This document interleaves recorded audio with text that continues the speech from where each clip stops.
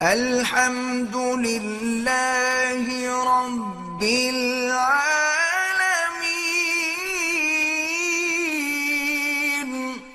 رات اپنے ہمارے ساتھیوں سے وہ جھگڑ رہا تھا کہ یار حدیث مبارک میں آیا ہے نا تلبینہ، وہ تلبینہ کیا ہوتا ہے؟ انہوں نے کہا جی وہ تو جو کا ہوتا ہے، تو جو کا تو ہوتا ہے لیکن اس کا طریقہ کیا ہے؟ وہ تو باقاعدہ حدیث میں ہے کہ حضور پاک نے فرمایا تھا سیدنا جبریل سے کہ جبرائیل ایک تو مجھ کو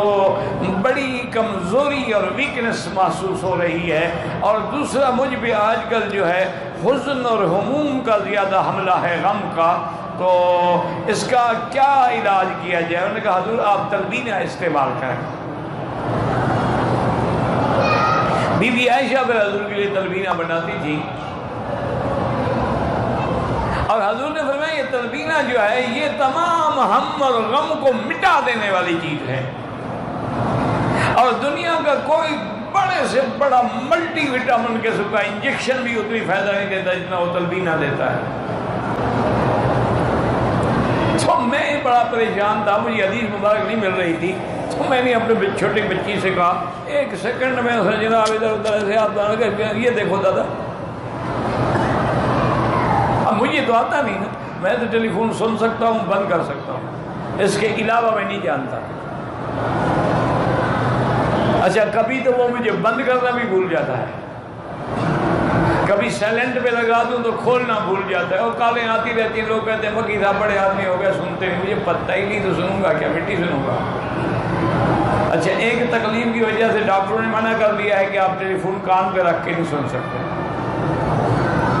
آپ میکرو فون لگا کے ٹیلی فون کو دور رکھا کریں تاکہ اس کی شعاع لیزر جو ہے وہ آپ کو نقصان نہ پہنچائے۔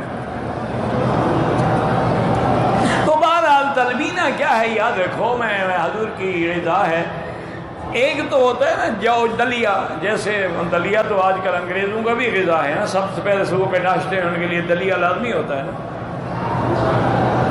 تو وہ جو حضور کا فرمان ہے وہ یہ ہے کہ جو ہو لیکن اس کو صاف نہ کیا جائے، جو اپنی اسی طرح اس کے نخل کے اندر ہو، یعنی اس کا اوپر کا چھلکا نہ نکالو، چھلکے میں رہنے دو، اسی کو پیس کے وہ آٹا بن گیا۔ اب اس کو پہلے تھوڑے سے پانی میں گرم کریں، گرم کرنے کے بعد وہ اس کی قوت جو ہے اس کے بعد پھر گرم دودھ کے اندر اس کو ڈال دیں، اور ایک چمچ جو ہے وہ شہد ڈال دیں، اور اگر شہد نہ ہو تو اجوا کھجور ڈال دیں 2-3 دانے، بس تلبینہ تیار ہو گیا۔ اور پھر یہ بھی یاد رکھیں کہ اب دنیا کی جو نئی تحقیق ہے اس نے بھی کہا ہے کہ جو حضور نے فرمایا ہے نا جو بغیر چھلا ہوا، بغیر صاف کیا ہوا، اس کو پیس کے اگر روٹی بنائی جائے تو شوگر ختم ہو جاتی ہے۔ کیونکہ آپ نے حضور کی نہیں ماننی نا، تو میں نے انگریزوں کی بھی ایک بات بتا دی کہ اس پر تو خیر آپ عمل کریں گے نا، کہ جی ڈاکٹروں نے کہا ہے نا، حالانکہ 1 کروڑ ڈاکٹر اکٹھے کرو نا تو ان کا علم حضور کی جوتی سے بھی کم ہے۔ ان کا کیا علم ہے؟ اس کو جبریل بتا دیتے، کمزوری کا علاج بھی جبریل بتا رہے ہیں۔